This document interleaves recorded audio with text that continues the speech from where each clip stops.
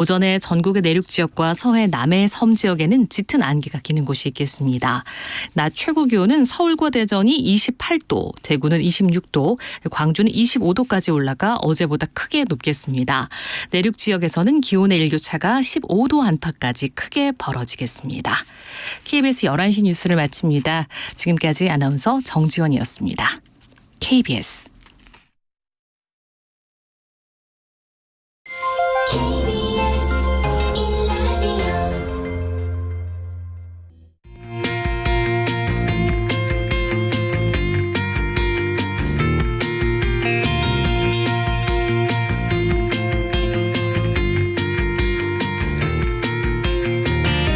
신성원의 뉴스 브런치.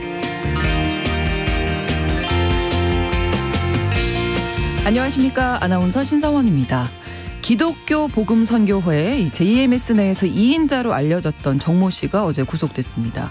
검찰은 정모 씨가 여성들을 유인해서 정명석 씨의 성범죄에 적극적으로 가담했다며 공동 정범으로 판단했고요. 방조 혐의가 아니라 준유사 강간 혐의를 적용했습니다. 실제 이 성폭행 피해자들의 증언에도 자주 언급됐던 인물이죠. 어제는 여신도 성폭행 혐의로 구속 기소된 정명석 씨에 대한 공판도 진행됐었는데요. 정 씨는 자신은 억울하다며 언론 탓을 했다고 합니다. 하지만 JMS 2인자뿐만 아니라 또 다른 정명석 씨의 측근도 함께 구속돼 정 씨에 대한 재판이 급물살을 탈 것으로 보이는데요. 오늘 첫 번째 뉴스픽에서 정명석 씨의 재판 상황 다뤄보겠습니다. 지난달 외국인 가사 도우미를 쓸 경우 최저임금을 적용하지 않도록 하자는 법안이 국회에 발의됐었습니다. 해당 법안을 대표 발의한 조정훈 시대전환 의원은 저출생 문제 해결을 위한 법안이라고 밝혔지만 외국인 노동자들에 대한 차별 논란이 거셌었죠.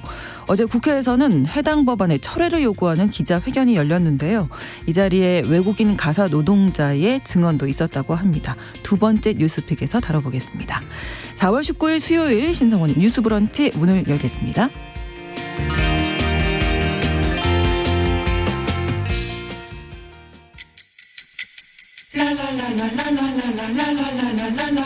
듣고 공감하고 진단합니다. 우리 사회를 바라보는 새로운 시선. 신성원의 뉴스 브런치 뉴스픽. 뉴스 브런치 청취자 여러분과 함께 소통하며 만들어갑니다. 짧은 문자 50원, 긴 문자 100원이 드는 샵 9730, 우물정 9730번으로 의견 보내주실 수 있고요. 또 라디오와 콩 앱으로도 많은 의견 보내주시기 바랍니다. 수요일의 뉴스픽은 시사인 임지영 기자, 강전의 변호사 두 분과 함께하겠습니다. 어서 오세요. 예, 안녕하세요. 네, 안녕하세요. 네, 자, 첫 번째 뉴스픽이 JMS 관련된 내용인데 우선 JMS 2인자로 불리던 인물과 측근이 구속됐죠? 네. 어저께 JMS의 2인자로 불렸던 정조은과 다른 관계자 한 명이 구속이 됐습니다. 네. 거기에 대해서 좀 설명을 드릴게요. 최근에 그 한 OTT 업체에서 나왔던 나는 신이다라는 다큐멘터리가 오픈이 되면서 굉장한 센세이션을 일으키고 있습니다. 그거는 굉장히 놀라운데 정명석 총재에 대한 내용인데요. 이분 옛날부터 문제가 있었던 것이 어느 정도 언론에 보도가 되긴 했었는데 이번에 나는 신이다에서는 굉장히 적나라하다고 볼 수 있을 정도의 특히 성적인 부분에서의 수위가 굉장히 높았습니다. 근데 그 이후에 이 다큐멘터리가 오픈된 이후에도 그때 피해자로 출연을 했었던 메이플이 또 한국에서 다른 언론사와도 인터뷰를 해서 어저께 저녁에도 한 방송사의 다큐멘터리 프로그램에서 또 방송이 되고 이렇게 됐었는데요. 그 피해자가 이야기했었던 부분에 있어서 정명석이 어떤 성적인 폭행을 하고 있을 때 그때 옆에서 도운 것으로 지목이 되었던 사람들이 있습니다.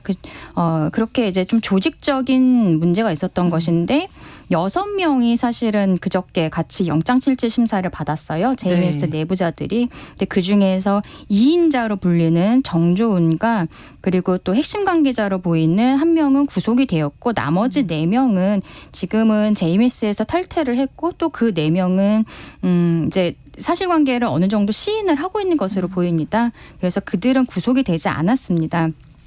정조은에 대해서 조금 더 말씀을 드리면 아까 말씀드린 것처럼 정명석 총재의 성폭행 혐의에 네. 그냥 보통 가담이 아니라 적극 가담한 혐의인데요. 네. 이거는 보통은 이제 남성이 여성에 대해서 어떤 성폭행을 할 때 여성이 뭐 이제 가까운 곳으로 이렇게 유인을 한다든지 이 정도 약간의 도움을 주는 것은 우리가 법적으로 방조라고 표현을 합니다. 네. 하지만 성폭행을 같이 하는 것과 마찬가지로 공동으로 처음부터 끝까지 같이 했다고 볼 수 있는 거의 공동정범의 수준이라고 검찰에서는 봤기 때문에 네. 이 정조은이 여성임에도 불구하고 이 준유사 강간에 있어서 그냥 정범으로서 네. 네, 그렇게 영장 청구가 됐었던 것인데요. 음.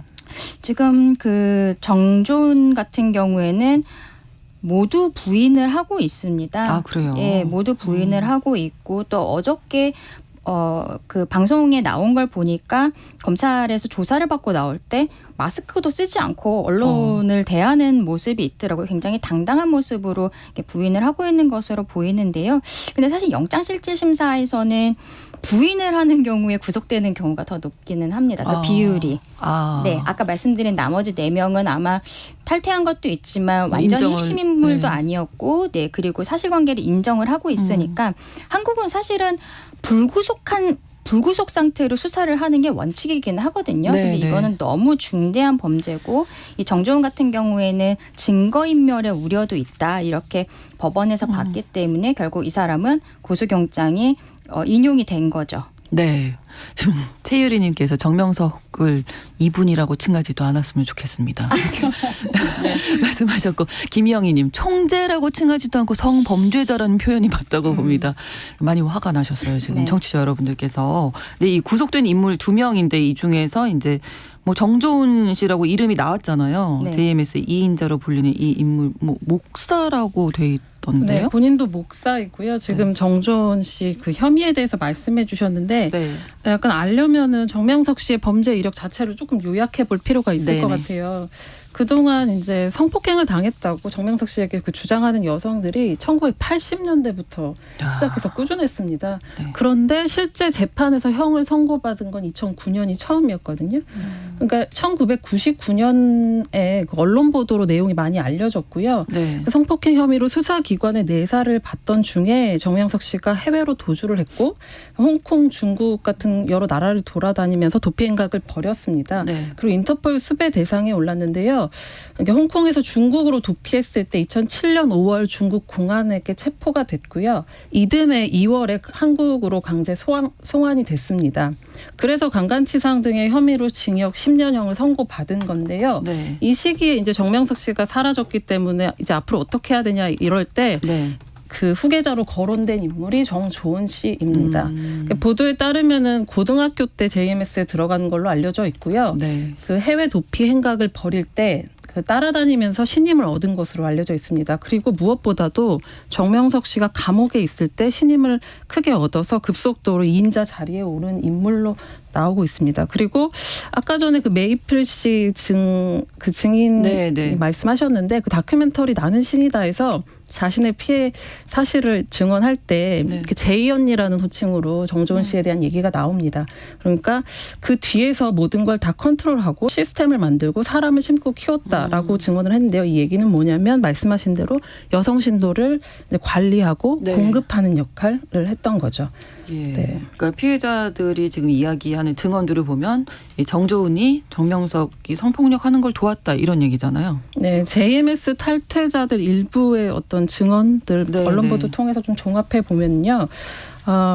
정조은 씨가 정명석 씨에게 피해 여성을 연결해주는 어떤 핵심 역할을 했다는 증언들인데요. 네.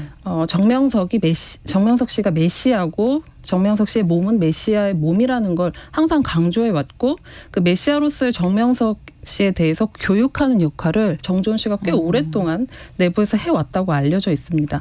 그리고 공안에 그 정명석 씨가 잡혀갔을 때도 메시아의 고난이라고 표현을 하면서 좀 미화를 했던 건데요. 시대의 죄를 대신해 관련해서 십자가를 졌다고까지 표현을 했습니다. 그렇지만 이제 피해자는 사실상 정조은 씨를 포주에 빗대서 표현하기도 합니다. 네. 심지어 해외 도피 중일 때도 여성 신도들, 심지어 미성년자들까지 중국으로 불려갔는데요. 거기 갔다가 탈출한 소녀들이 이제 기자회견을 열기도 했었죠. 여러 증언들 통해서 보면은 그런 피해 사실이 있다는 걸 알고 있으면서도 정조은 씨가 나는 기회를 준 거다. 메시아에게 사랑받는 기회를 준 거다. 이런 식으로 얘기를 하기도 했고요. 또 감옥에 정명석 씨가 있을 때 말하자면 예쁜 여성들을 추려서 네. 키가 170 이상 20대 이런 분들을 데리고 교도소로 데리고 가서 면회를 시키기도 하고 또 스타라고 하죠. 스스로 이제 좀 뛰어난 인물을 엄선하는 건데요. 스타는 뭐냐면 하나님의 육신인 메시아 정명석과 결혼한 사람으로 이제 이렇게 선발이 되면은 특별히 이제 정조은 씨 옆에서 그 어떤 행사나 이런 것들을 같이 하고 정명석 씨 옆에서 보좌하고 뭐 이런 식의 역할을 했던 것으로 알려져 있습니다. 네. 그래서 이제 공동 정범으로 준 유사 강간 혐의다.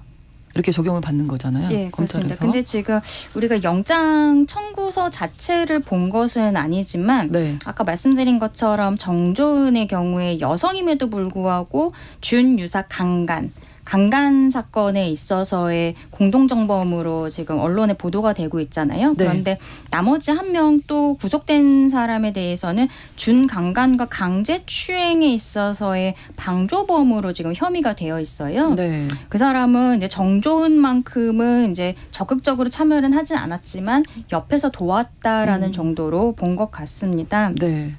근데 이거를 보면은 지금 메이플이나 다른 피해자들도 봤을 때 일회성으로 피해를 당한 것이 아니거든요. 그렇죠. 어느 네. 날은 강간을 당하고 어느 날은 강제추행을 당하고 이게 한 건 한 건별로 다 죄가 따로따로 성립을 하는 것이어가지고 네, 아마 제 생각에는 지금 언론에는 공동정범이 제일 크니까요. 그 네. 정조은에 대해서 준유사강간이라는 얘기만 나오는데 아마도 준강간이나 강제추행의 방조범 혐의도 같이 받고 있지 않을까라는 생각은 좀 듭니다. 네. 그 한 건 한 건이 다 별개로 네, 지금 피해자도 다르니까요. 그렇군요. 네. 네. 네.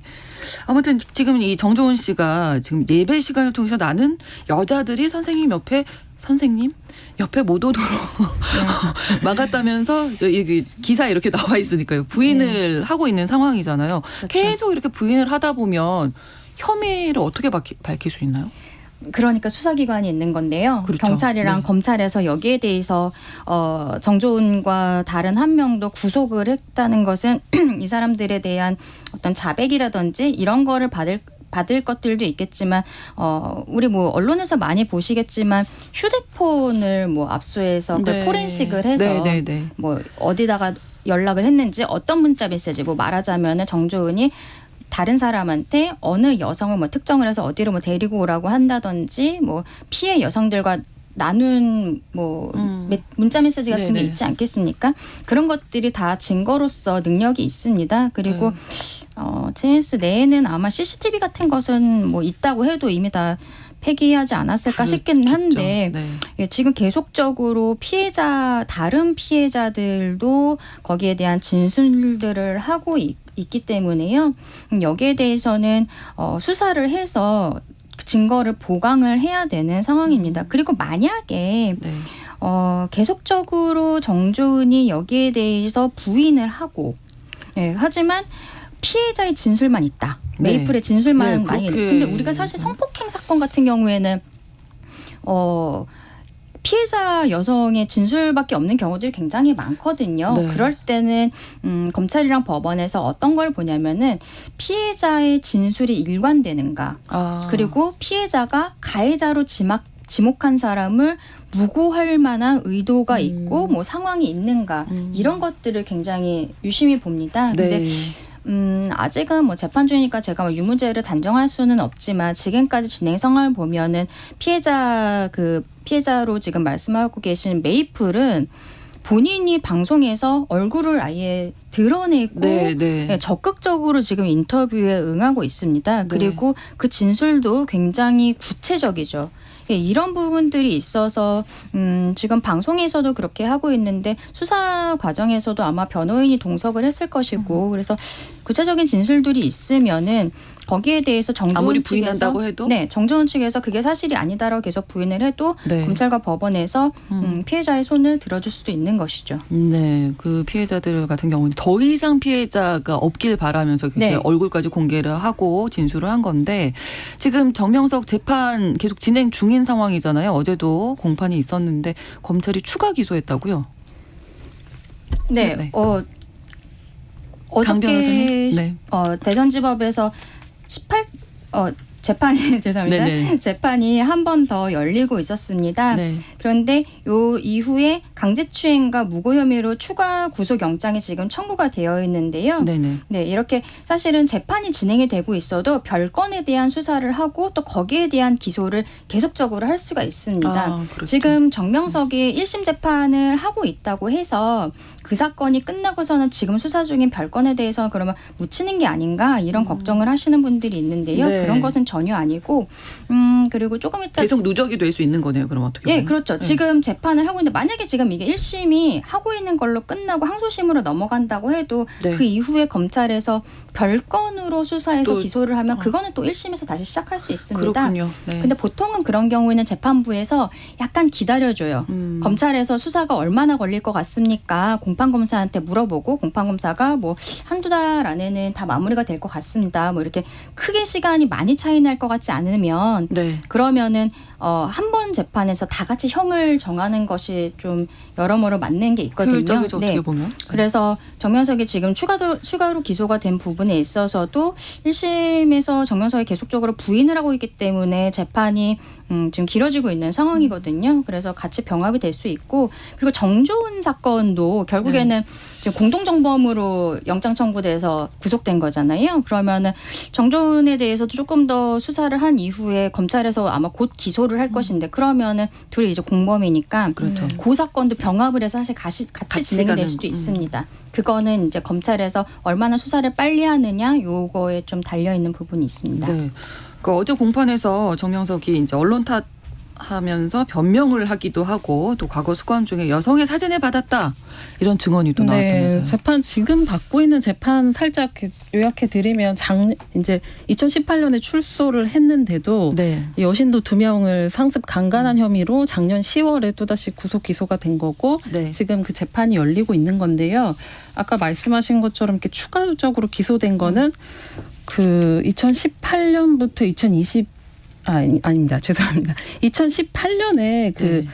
금산 월명동이 이제 이 종교의 근거지인데 네. 여기서 골프카트를 타고 이동하는 과정에서 한국인 여신도의 특정 신체 부위를 만진 혐의로 추가 기소됐다는 거를 조금 구체적으로 말씀드리고요. 네. 어제 재판에서는 이제 정명석 씨가 준간강 또 준유사강간, 준강제추행, 강제추행 등의 혐의를 받고 있는데 공판에서 이렇게 얘기했습니다. 본인은 점점 어눌해지고 기억력도 없는 상황이라면서 잘 안 들린다는 그런 액션을 좀 취했었어요. 그리고 여러 가지 언론을 타면서 그런데 한 것을 그대로만 해줬으면 좋겠다. 라고 호소를 했습니다. 이게 사실은 언론이 좀 뭔가 확대하고 왜곡한 거 아니냐라는 의심을 얘기한 거겠죠. 근데 최근에 그 넷플릭스 다큐멘터리 나는 신이다를 만든 조성현 PD가 방송에 출연해서 이런 얘기를 했습니다. 뭔가 가장 구역질 나는 증언이 있다 이런 건데요. 네. 신도 중에서 이제 모녀 신도가 있는데 감옥으로 정명석 씨가 있는 감옥으로 사진을 보냈고 좀 달라붙는 옷을 입고 찍은 사진이었는데요. 네. 감옥에서 이걸 본 정명석 씨에게 편지가 왔는데 네. 제가 입으로 담긴 좀 그렇지만 어쨌든 딸 관리를 잘해라. 신체의 어떤 특정 부위가 더 낫더라. 이러면서 엄마하고 딸을 성적인 대상으로 비교하는 편지가 왔다고 합니다. 근데 그것보다 더 충격적인 거는 정명석 씨가 그 2018년에 출소한 뒤에 모녀 중에서 그 딸이 결국에는 정명석 씨가 거주하고 있는 곳으로 불려가서 성폭행을 당했거든요. 네. 근데 또 심지어 같은 날 순차적으로 그 어머니가 같은 피해를 봤다고 합니다. 그런데 엄마가 딸이 피해 입는 걸 보면서 감사하다고 그렇게 말을 했다고 해요. 어제 방송했던 한 프로그램에서도 이런 내용들이 보도되기도 했는데요. 그 PD가 한 말이 있습니다. 그 수많은 JMS 2세들이 있다는 건데요. 그 아이들에 대한 책임을 어떻게 질 것이냐가 좀 고민이다라는 겁니다. 저도 좀 이 부분에서 좀 그렇게 동의가 되더라고요. 그러니까 뭔가 맹목적으로 따르는 부모는 어쨌든 성인이었다고 해도 근데 아이들은 이제 책임이 없잖아요. 근데 무조건 따라서 신도가 됐고 메시아로 알고 굉장히 길들여졌는데 뭔가 이런 방송 보도 통해서 각성하게 되는 순간에 어떤 삶을 구성해왔던 한 세계가 무너지는 것과 동시에 부모와의 관계가 또 재정립해야 된다는 과제가 남아서 좀 우려가 됩니다. 여기에 대해서 제가 준강간, 준강제추행 이거 계속 법명 말씀을 드리는데 요거를 잠깐 말씀을 드릴게요. 그 우리 청취자분들께서 강간이랑 강제추행은 알겠는데 준강간, 준이 앞에 붙은 거는 무슨 뜻일까라고 생각하시는 분들이 좀 계실 것 같아요. 이거는 어떤 거냐면은 일반적인 우리 강간이나 강제추행 같은 경우에는 제정신인 상태에서 상대방을 이렇게 힘으로 눌러서 강제적으로 뭐 몸을 만지고 또 이렇게 하는 것들인데요. 준이라는 게 들어가는 거는 사람의 심신 상실 또는 항거불능의 상태를 이용해서 간음 또는 추행을 한 것입니다. 그러니까 이게 말하자면 가스라이팅을 말을 하는 거죠. 네, 지금 JMS 신도들 같은 경우에는 뭐 술을 마셨다거나 마약을 했다거나 그런 상황이 아니라 제정신인 상태에서 지금 말씀하신 것처럼 모녀도 아마도 제정신인 상태에서 정명석과 그런 관계를 갖게 된 것 같은데 그때 이들은 이미 정명석에게 완전히 세뇌가 되어 있었기 때문에 이들의 상태가 그러니까 일반인의 정상적인 상태가 아니라 심신상실이나 항거불능이다. 그 정도로 보는 거죠. 검찰에서 정신적으로 그렇게 지배받고 있는 상황이니까. 이렇게 기소하고 이런 그 형법상 준강간, 준강제추행 요 법조로 지금 적용을 한 것입니다. 네, 두 분이 지금 말씀하시면서도 그 뭐 연도도 좀 헷갈리시고 혐의도 막 이 얘기 저 얘기 하시는 게 그럴 수밖에 없는 게 너무 오랜 시간 동안 너무 많은 일이 있었어요. 그게 지금 이제 재판이 이루어지고 있는 건데 일단 JMS 2인자 공동정범으로 구속이 됐고 워낙 이 정명석 관련된 이 이야기들이 사회적으로 크게 이슈가 되고 있어서 이런 분위기가 또 재판에도 영향을 주겠죠 아무래도. 그렇죠. 정명석에 대한 재판이 지금 1심 하고 있는 게 메이플 사건을 하고 있는 것이거든요. 근데 이게 재판 과정에서 다큐멘터리가 오픈이 되고 지금 한국에서도 공중파에서 이 방송들이 계속적으로 나오고 언론에도 많이 나오고 있기 때문에 이런 경우에는 검찰에서 대검찰청에서 중요 사건이라고 이렇게 따로 플래그를 붙여갖고는 처리를 합니다. 이렇게 언론에 크게 보도되는 사건들은 검찰에서도 많이 신경을 쓰거든요. 그래서 이거는 아마도 좀 일반적인 사건들보다 더 철저한 수사가 있을 것으로 보이고요. 지금 최근에 다시 또 기소가 된 건 아까 우리 임지영 기자님 말씀 주셨지만 2018년에 골프카트에서 그 여성을 만진 강제추행을 한 혐의인데요. 이것도 검찰에서 워낙 이게 큰 이슈여서 제 생각에는 좀 수사가 빨리 이루어져서 재판을 같이 진행이 되지 않을까. 정조은 같은 경우에도 아까 말씀드렸잖아요. 지금 메이플이나 이런 사건들에 대해 공동정범으로 지금 보는 것으로 영장이 청구가 돼서 인용이 되었기 때문에 이것도 곧 기소가 돼서 병합해서 사건이 같이 진행이 되지 않을까 싶고요. 근데 앞으로의 그 정명석 재판에서는 이렇게 어저께 구속이 된 거는 정조은과 다른 사람 한 명이지만 검찰에서 계속 수사를 하고 있기 때문에 추가적으로 다른 공범들이 있을 수도 있어요. 그래서 그것도 좀 지켜봐야 될 것 같고요. 그리고 저는 이 사건을 보면서 굉장히 놀라웠던 거는 정명석이 사실은 2009년에 형을 받고 10년을 복역을 하지 않았습니까? 교도소에서 10년을 실형을 살고 나왔는데요. 근데 이 교단이 무너지지 않았어요. 그거를 정조은이 지금까지 이거를 굳건하게 가지고 온 거거든요. 근데 정조은이 이 정명석도 없는 JMS 자체가 정명석 이름 아닙니까? 정명석도 없는 JMS를 여기까지 끌고 왔었던 거는 제가 보기에는 어떤 든든한 금전적 지원이 있을 수밖에 없어요. 그러니까 보통 이런 이단 종교들이 사업들을 하는 것들이 좀 있습니다. 거기에 대해서는 지금 언론에서 크게 보도가 되지 않고 있는데 이러한 사이비 종교들을 처단을 하려면은 우리가 지금 눈으로 본 것처럼 정명석이 교주가 10년 동안 들어가 있다고 해서 이게 끝나는 게 아닌 거죠. 그렇죠. 여기에 돈줄을 끊어야 되는데 검찰에서 앞으로 좀 그쪽을 집중을 해서 수사를 하고 그게 재판으로 이루어져야 되지 않나 저는 좀 그렇게 생각을 합니다. 정명석 씨가 초기에 이제 그 JMS가 만들어졌을 때는 신도들한테 뭐 정수기 판매 등 뭐 이런 네, 것들을 네. 좀 했다고 알려지긴 했는데요.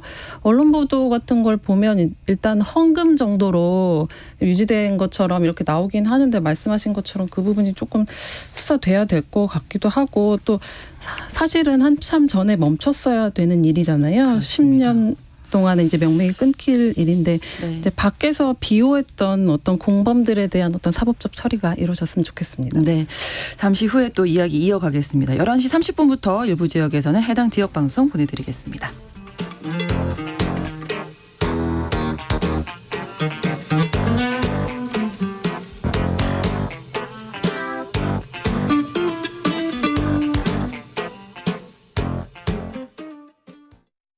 지금 시각은 11시 30분입니다.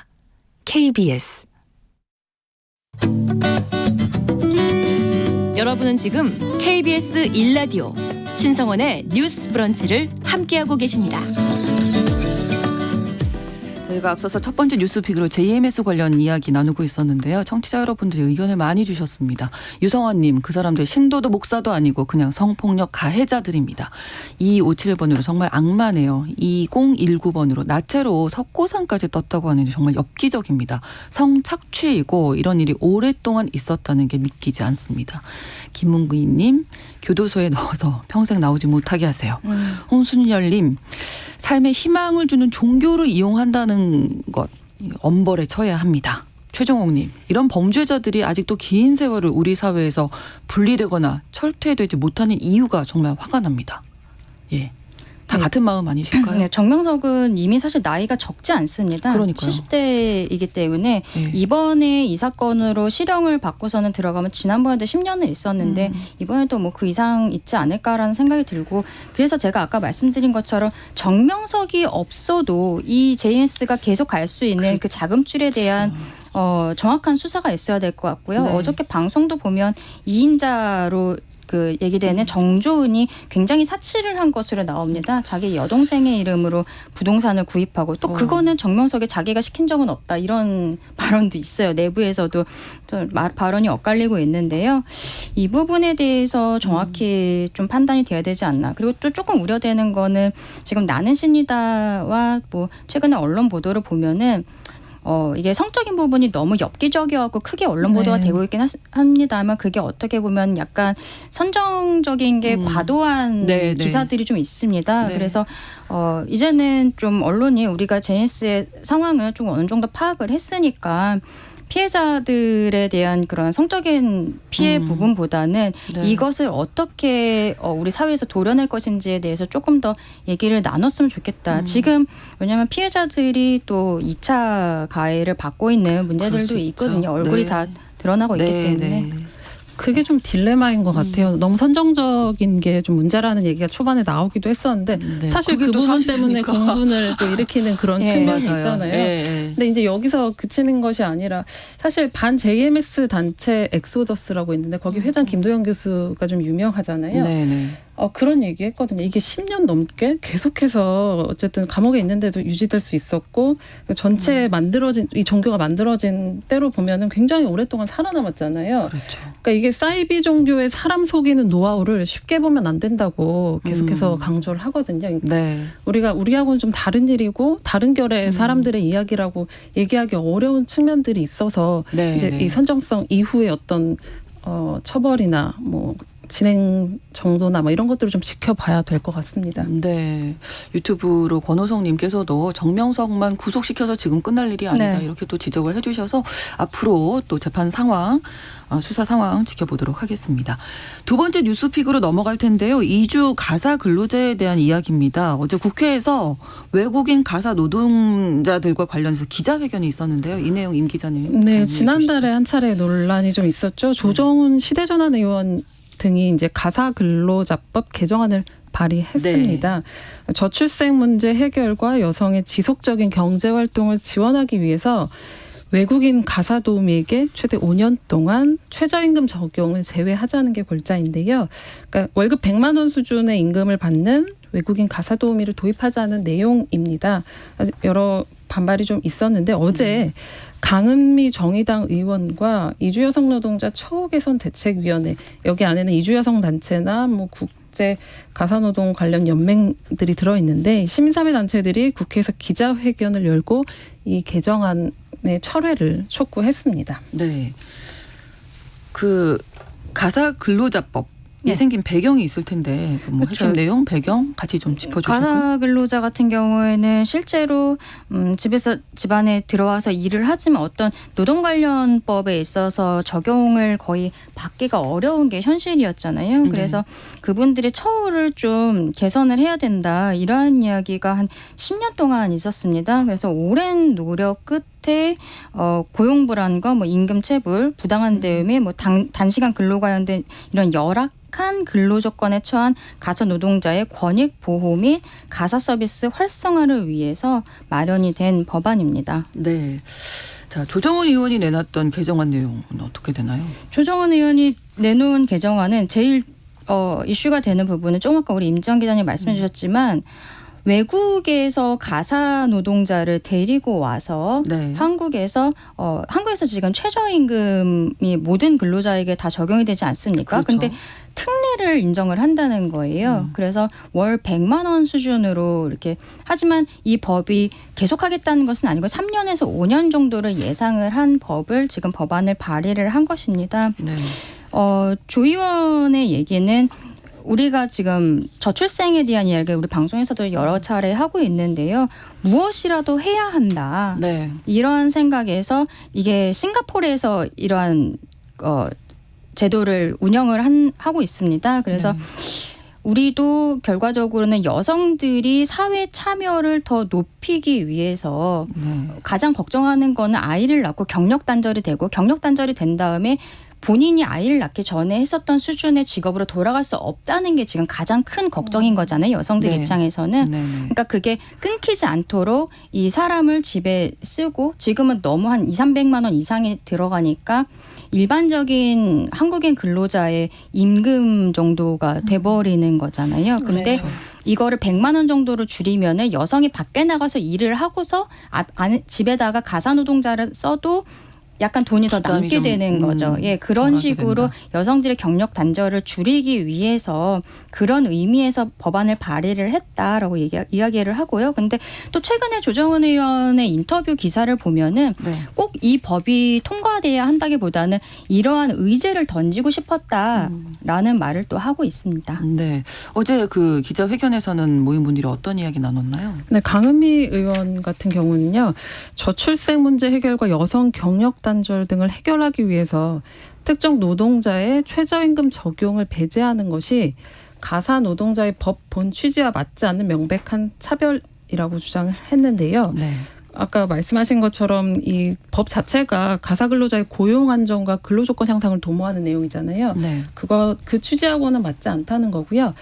또 이전에 그 이주민 센터 친구 변호사가 있는데요. 그분은 외국인 역시 인간으로서 누려야 할 헌법상 기본권의 주체고 해당 법안의 기본권 침해 정도가 심각하다고 지적을 했습니다. 네. 또 김혜정 한국이주여성인권센터 사무국장도 말했는데요.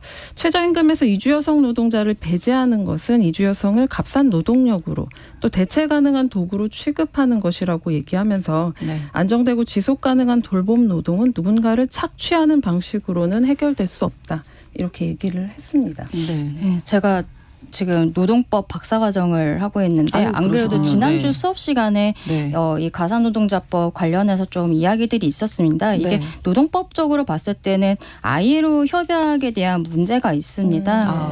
예, 이게 지금 ILO에서 가사근로자 협약이라는 것이 있는데요. 이 네. 협약 제11조에 가사근로자도 최저임금을 받아야 한다 이렇게 예. 규정을 하고 있고 또 8조에는 외국인도 동등 처우를 보장하도록 이렇게 하고 있습니다. 근데 대한민국이 이 관련 ILO 협약에 대해서 이 협약을 채택하는 거에는 찬성표를 던졌는데 아직 국내에 비준을 하진 않았습니다.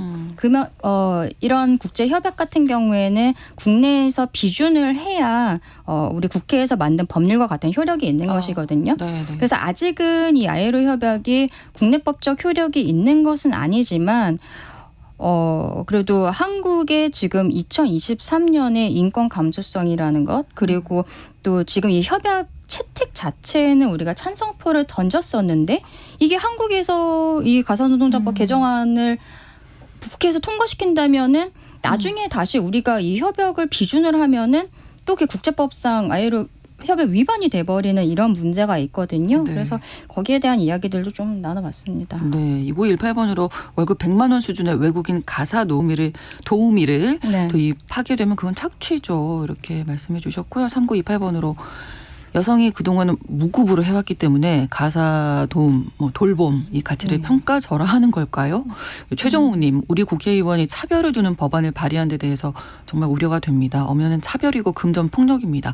가사 노동자를 가격 낮은 도구로 보는 시각이 너무나 놀랍습니다 하셨는데 이 개정안이 어떻게 국회 통과까지 가능해요? 앞으로 어떻게 될까요? 근데 지금은 이제 발의가 된 것이고 네. 소관 상임위원회에서의 의결이나 이런 것들도 없는 상황이기 때문에 아마 이거는 지난한 과정이 있을 것 같고요. 근데 네, 아까 네. 제가 말씀드린 것처럼 ILO 협약과의 충돌 문제가 있기 그러네요. 때문에 국회에서는 그 부분을 좀 생각을 할 수밖에 없습니다. 네, 그래서 네. 저는 개인적으로는 조금 어렵지 않을까. 이게 국회에서 완전히 의결되기까지는 좀 어렵지 않을까라는 생각이 좀 듭니다. 네, 저도 명시적인 차별이라는 점에서 조금 어려울 것 같다는 생각이 들고요. 예전에 오세훈 서울시장도 비슷한 얘기를 한 적이 있는데 당시에 노동부가 보도 설명 자료에서 그런 얘기를 했었거든요. 이렇게 될 경우에 저임금 외국 인력 도입 여부가 어쨌든 내국인 중고령 여성 일자리 잠식이나 근로 조건 저하 이런 거에도 영향을 미치기 때문에 이거 하나만 달라진다고 해서 끝이 아니라 이제 여러 가지 영향을 미친다는 거고요. 네. 저는 조정은 의원이 쓴 글을 한번 보기도 했었는데 이제 내용이 이랬어요. 배경으로 이제 시대가 법안 개정안의 배경으로 시대가 바뀌어도 여성의 가사나 육아 부담이 줄지 않는다는 걸 강조했거든요. 근데 그건 맞는 말인데 세탁기가 혁신적으로 가사 노동의 부담을 줄였지만 세탁기 버튼을 누르는 건 여전히 여성이라는 그런 얘기도 하더라고요. 그리고 또 하나가 이제 맞벌이 가정의 육아휴직 이용 비율이 늘고는 있지만 여전히 쓰기가 눈치 보인다 이런 건데. 근데 사실 쓰기 눈치 보이니까 값싼 노동력을 좀 이용하자는 발상 자체가 조금 위험하지 않나?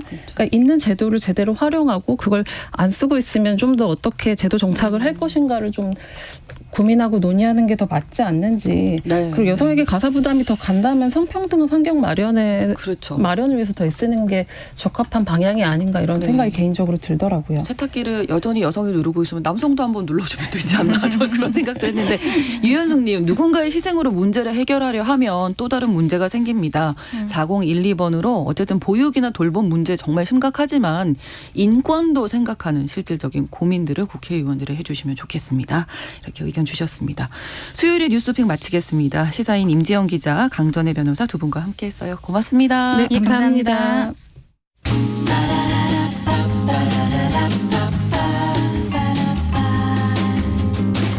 신성원의 뉴스 브런치는 여러분과 함께합니다. 짧은 문자 50원, 긴 문자 100원이 드는 샵 9730. 무료인 콩 앱과 일라디오 유튜브를 통해 참여해주세요.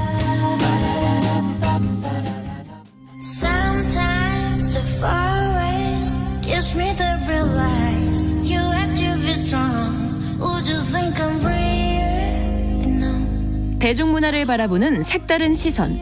뉴스 브런치 문화로운 세계. Feel, take a deep breath. 문화로운 세계 영화 저널리스트 김현민 기자와 함께하겠습니다. 어서 오세요. 안녕하세요. 자, 오늘은 또 어떤 영화 선택하셨을지 궁금합니다. 네, 오늘은 넷플릭스에서 제공되고 있는 성난 사람들이라는 드라마를 가지고 왔는데요. 네네. 이 원제가 그 소고기를 의미하는 비프거든요. 네. 그래서 요즘 제 주변에서는 비프 봤어? 나 어제 비프 시작했어. 이런 말을 정말 그래요? 자주 듣곤 있어요. 네. 근데 이 드라마가 그 신선도로 작품에 평점을 매기는 사이트인 로튼 토마토에서 네. 신선도 지수가 무려 98%인 오. 드라마이고요. 네. 미국의 주요 언론사들에서도 이 드라마에 대한 비평을 쏟아내기 바쁩니다. 그만큼 걸출한 블랙 코미디이자 지금 이 사회의 병증을 그린 날카로운 자아상 같은 드라마인데요. 네. 비프에는 그 소고기 말고도 네. 불평하다라는 뜻이 있어요. 아 그래요. 네, 그리고 구어체로 영어 공부 헛했네요. 네, 전혀 몰랐네요. 저도 잘 몰랐습니다. 예, 네, 비프. 구어체로 아. 불화, 반목 아. 같은 것들을 뜻하기도 한다고 해요. 네. 이 드라마에는 하루아침에 서로의 인생을 뒤바꿀 만한 치명적인 앙숙이 등장합니다. 네, 줄거리 좀 소개해 주시죠. 네, 어떤 두 내용인지. 인물부터 소개해 드려야겠는데요. 네. 데니라는 남성과 에임이라는 여성, 둘 다 아시안 아메리칸이라는 공통점이 있는 사람들인데요.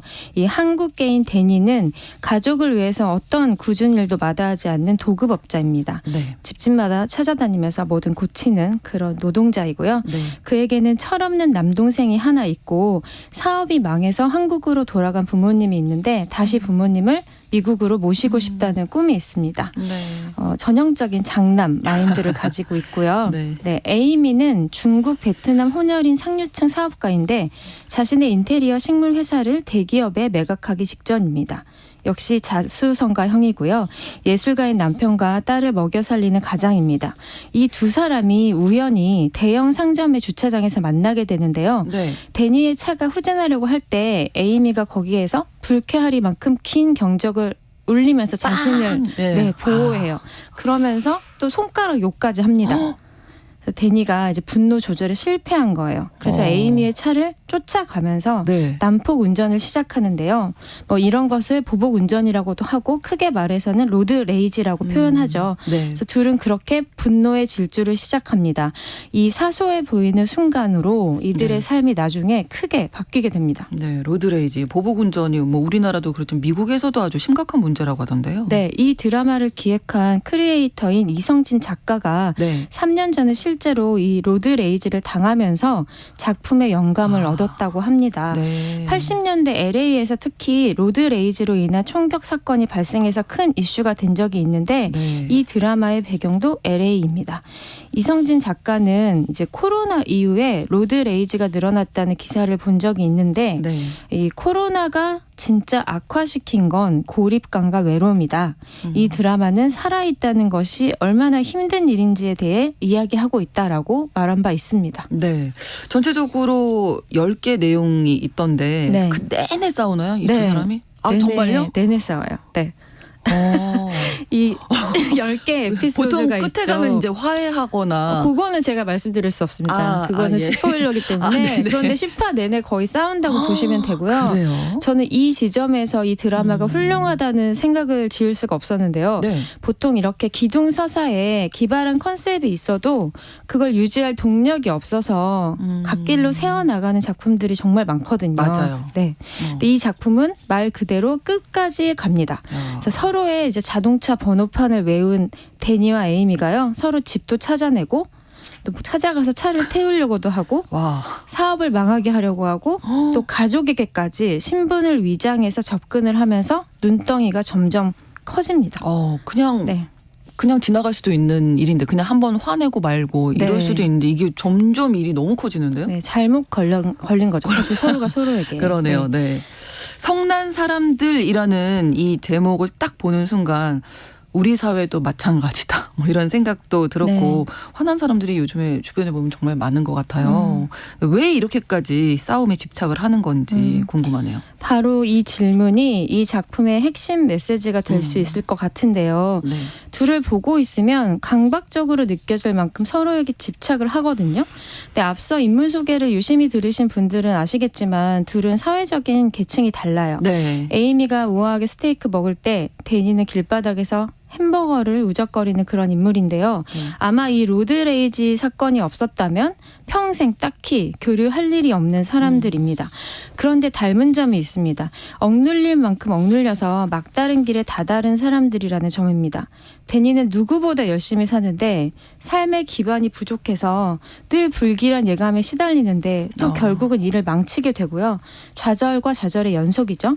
에이미는 겉보기에는 성공한 삶을 꾸리고 있는데 사실 그 성공의 단맛에서 누구보다 소외되어 있는 존재입니다. 집을 멋지게 고쳐놨지만 정작 자기는 그 집에서 쉴 시간이 없는 거예요. 그러니까 주변 모두가 그들에게 뭔가를 요구하기만 하는데 네. 그래서 이 두 사람을 보면 거울상 같다. 데칼코마니다 라는 생각이 들거든요. 네, 계층은 다르지만. 네, 그래서 보통 사람들이 자기가 가진 모습, 보기 싫은 모습을 볼 때 네. 그런 사람을 미워하잖아요. 그렇죠. 힘들죠. 네, 이 사람들은 자기가 가지고 있는 불만, 분노, 죄의식, 자기 혐오 같은 온갖 부정적인 감정을 서로에게 배설해 버리는 겁니다. 그래서 아이러니하게도 이 두 사람의 진짜 밑바닥, 날것의 얼굴을 알고 있는 사람은 또 두 사람이에요. 그러니까 어떻게 보면 원수 같은 사이지만 서로를 잘 아는 사이일 수도 있겠네요. 네, 그래서 어떤 미묘한 유대감도 생겨나 버리는 것인데요. 네. 이 드라마는 데니와 에이미를 한 쌍에 두고 그 주변인들의 이야기까지 포개면서 풍성하게 층위를 쌓아 나가는데요. 네. 그래서 이제 10화까지 갈 수가 있겠죠. 에이미의 남편, 데니의 동생, 정작 가장 가까운 가족에게는 자신의 속 얘기를 꺼내질 못하고요. 네. 오히려 신분을 위장해서 자기들에게 접근한 적이라면 적인 데니와 에이미에게 오히려 진실한 마음을 나누게 되는 그런 부조리한 상황이 발생하는데요. 이 SNS, 바쁜 삶, 주변의 사람들 늘 우리는 분주하잖아요. 네. 그런데 실은 마음 둘 곳 없이 헛헛하고 진정한 자신을 나눌 사람이 또 없죠. 네. 그래서 동시대 사람들이라면 누구나 공감할 만한 요소가 아닐까 싶고요. 네. 그래서 서로에게 저주를 퍼붓고 삶을 망치려 드는 이 두 사람이 마냥 악인처럼 악마처럼 느껴지지는 않고요. 그들이 나 자신처럼 느껴지는 순간이 있는데 저는 아주 자주 그랬습니다.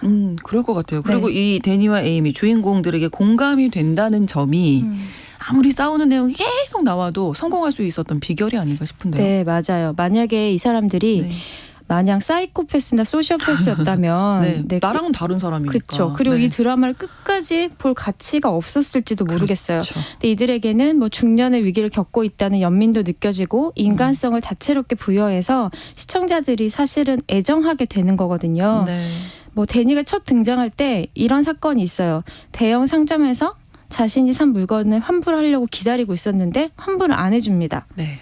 그때 되게 짜증이 나잖아요. 그렇죠. 그러다가 에이미랑 그런 사건이 생긴 거거든요. 그럴 수밖에 네, 없었네요. 에이미 어떻게 입장에서는 또 그 몇 년 동안 준비하던 매각 협상이 어그러져서 화가 나 있는 상태였어요. 그러다가 만나게 된 거라 서로에게 트리거가 된 거죠. 그래서 까딱하다가 곧 터질 것 같다. 이런 상태를 경험하신 분들이 많으시지 않을까요? 그렇죠. 그런 네. 분들이 보신다면 예. 굉장히 나도 이런 모습일까 자문하게 되고요. 네. 저는 이 드라마가 괜찮은 듯 웃고 살지만 그 가면 뒤에 깊숙이 자리한 깊은 슬픔을 직면하게 만드는 어둡고 실존적이고 철학적인 스릴러라고 생각합니다. 예, 실존적인 스릴러다. 네. 특히 데니가 또 한인 2세라는 점에서 또 우리 입장에서는 공감할 요소들이 또 많은 거겠네요. 네, 굉장히 반가운 순간들도 많고요. 예. 또 한국어 대사가 등장하고 한국의 가전 제품들, 먹을거리 같은 사소한 요소부터 가족 문화, 한인 교회 풍경, 그 전통적인 장남 컴플렉스 같은 이런 이입할 요소가 많은데요. 네. 이 드라마의 크리에이터인 이성진 작가가 한국계 미국인이고 이 데니를 연기한 배우 스티븐 연도 마찬가지고요. 네. 그래서 그 인물이 느끼는 감정, 관계를 맺는 양상, 거기서 오는 취약점 같은 디테일이 뛰어나서 또 우리는 굳이 애를 쓰지 않아도 쉽게 공감할 수 있는 여지가 있습니다. 네. 데니와 에이미 왜 이렇게 화가 났을지. 네, 이건 아마 여러분들이 직접 드라마를 보시면서 각자의 해석을 얻게 될 것이지만 네. 제가 이해한 바는 더 원하기 때문이다. 더 원하기 때문이다. 그리고 자신의 진짜 얼굴을 감추고 싶어 하기 때문이다.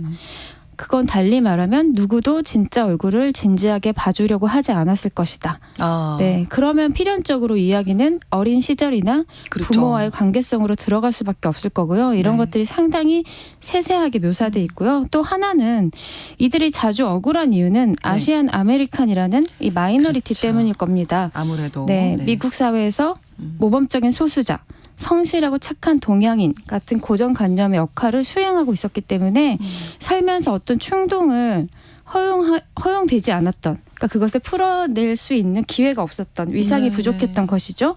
그래서 이 반사회적인 충동을 서로에게 풀어내고 있는 거라고 생각이 듭니다. 네, 뭐 이 작품 에미상을 비롯한 주요 시상식 후보로 오를 거라는 평들이 뭐 많이 쏟아지고 네. 있던데 이 작품의 탁월한 점 정리해 주실까요? 네, 지금까지 제가 많은 장점들을 얘기했는데 네. 뭐 아시안 아메리칸을 타입화하지 않고 각자 울퉁불퉁한 선악이 뒤범벅된 그런 인물로 구현한 점도 훌륭하고요. 네. 무엇보다 이것을 연기해낸 배우들의 연기가 탁월한데 스티븐 연은 미나리나 버닝 등으로 이미 잘 알려진 배우이지만 네. 그 에이미를 연기한 엘리 웡이 낯서실 수도 있거든요.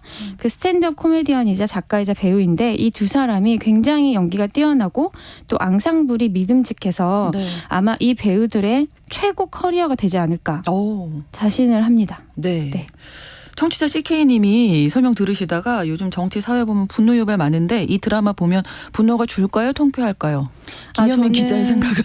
저는요 네. 거의 9화 내내 통쾌하다기보다는 불길한 느낌과 내 자신도 망가져버린 것은 아닐까 하는 그런 자문에 시달리게 되었는데요. 네. 그 마지막을 보시면 그 인물들을 사지에 내몰다가도요. 네. 어떤 지푸라기 한 줌 정도 주는 느낌이 있거든요. 제가 더 또 봐야 얘기하진 되겠네요. 않겠습니다. 여기까지 네. 예, 각자의 몫으로는 통쾌하지만은 않다. 이렇게 그렇죠. 예, 네. 정리를 하겠습니다. 오늘 문화로운 세계 영화 저널리스트 김현민 기자와 함께했습니다. 고맙습니다. 감사합니다. 시아의 샹들리에 오늘 끝곡으로 준비했습니다. 신성원의 뉴스브런치 수요일 순서 마치고요. 저는 내일 오전에 다시 뵙겠습니다. 고맙습니다. I'm the one for a good time call. Phone's blowing up. Ring on my doorbell. I feel the love.